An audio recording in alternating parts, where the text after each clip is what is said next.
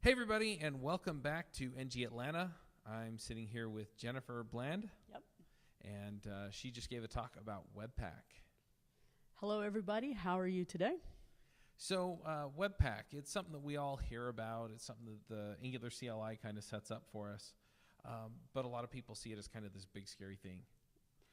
Exactly. And the main reason why is they're told they probably have to use it for their application. They look at the documentation, and then they're like, oh, no, I don't know what to do with it. So it's a big challenge for a lot of people because they don't understand how to use it. Right, that makes sense. Your talk is Webpack, your new BFF. Correct. So, big, scary thing to BFF. How does that work? I thought that was an appropriate title for my speech today because Webpack, your new BFF, is what nobody's ever said. So I wanted to put it into an environment where people, if they understand how to use it, will actually start to be calling it their new BFF. And that's what I wanted to accomplish. Right. So what do people need to understand about Webpack so that it's not so scary? If you understand the four basic core concepts of using Webpack, it becomes less scary and better understanding of how it works, how it actually goes through and transforms your application and creates the bundle that you're going to be using. And if you understand that, it becomes a lot easier. Gotcha. So what are these four core concepts? The four core concepts are your entry, your output, your loaders, and your plugins. And a very simple overview of all of them. Your entry is the starting point for your application. The output is where Webpack is going to create the bundle, put the bundle that it's creating for you. And then the loaders will transform your files, and plugins will actually do a little bit more than loaders do. So if you understand that, then you've gotten a good amount of what you need to know for Webpack. That makes sense. And I'm assuming that you had a whole bunch of examples and explanations in your talk that we can't go into here. Exactly.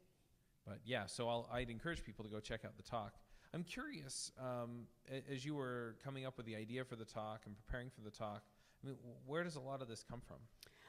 I think for this conference, I talked with Zach, who's the organizer for this great conference that we have here in Alpharetta.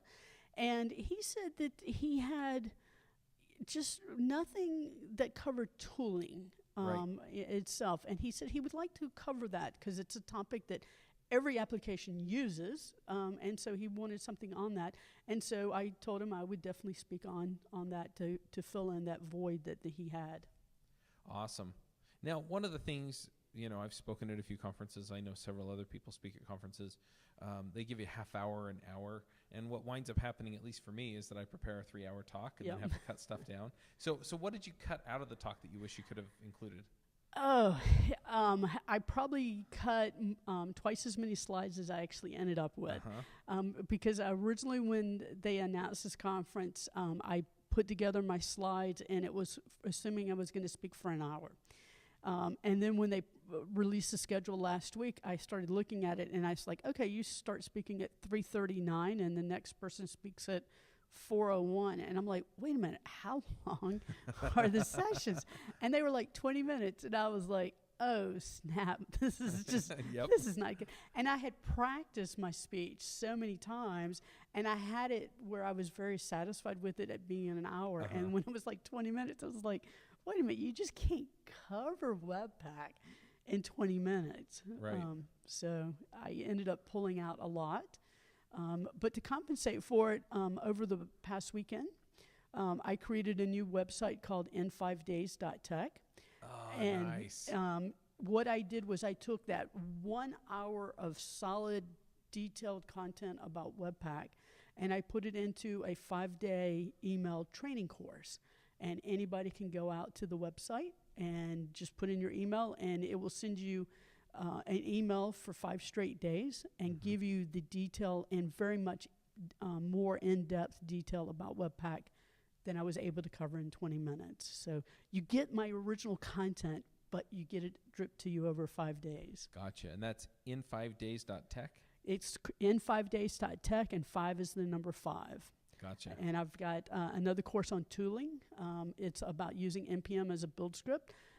So if you want to use that instead of Grunt or Gulp, it tells you how to do that. And it's a 5-day email course, just like the one on Webpack. Nice. That's really cool. So, I guess the last question I have is, if people want to see any new things you come out with in 5 days, do they just visit the website? Can they follow you on Twitter? Or what's the best way to get the notified of that? Website n5days.tech, I will be constantly putting out new training. I'm in the process of creating 2 new training courses on ES6 and Flexbox. My personal website is jenniferbland.com. Easy to remember, common spelling on both first and last name on that. My Twitter handle is RatRaceGrad, as in I've graduated from the rat race. My GitHub handle is RatRaceGrad. And my email address is ratracegrad@gmail.com. Awesome. And one other question, we had a snafu on the first recording. One other question that I did ask then that I kind of want to ask is, if I'm getting into Webpack or I'm getting into Angular and I set up the Angular CLI, at what point do I start looking at going, okay, I need to do something with Webpack outside of what the CLI gives me?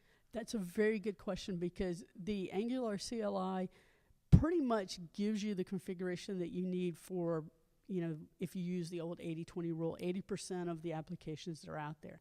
If you have an application in which you really want to improve the performance, you want to tweak it as much as you possibly can, then that's when I would recommend going in and actually modifying the configuration file yourself, so that you can basically improve that performance in your application. Awesome. Well, one last thing, just an item of business that I need to take care of. Progress, who makes Kendo UI and native script, sponsored my way out here and allowed me to do these videos that we're going to put up on YouTube. So a special thanks to them. If you're interested in what they do, go check out Kendo UI, and you can find that at kendoui.com.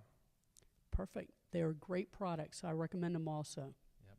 All right. Well, thank you, Jennifer. Thank you.